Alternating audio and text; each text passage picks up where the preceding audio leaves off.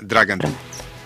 U prošlost školska redakcija RTS-a učinila je više nego slikovitim. Upoznavanje sudbina slavnih matematičara kroz igranu, obrazovnu i dokumentarnu strukturu bilo je izazov i za glumce. Nevena Šarčević kao Salome Ojler, druga supruga i polusestra prve supruge Leonarda Ojlera. Salome Ojler je bila tu u njegovim staračkim danima. On kada je ostao sam, star i sed, ona mu se našla pri ruci. Sad, da li je to bila prava ljubav ili je to prosto bila uteha, ne znamo, ali svakako on ju je zavoleo takvu kakva je i ona mu je pomagala i sređivala te formule i da na kraju nije bilo Salome, možda ne bi ni ostale neke formule. Serija o poznatim matematičarima ne samo da je rađena u duhu prepoznatljivih obrazovnih TV klasika, već i zahvaljujući ekranizaciji epohije, učesnik je uvela u vreme rokokoa.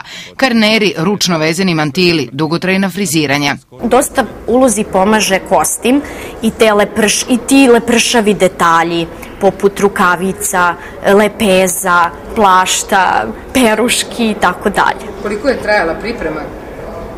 Priprema je trajala oko, boga mi, 3 sata. Ja se sećam da sam došla tačno u 6 i do 9 mi se sređivao i kostim i frizura.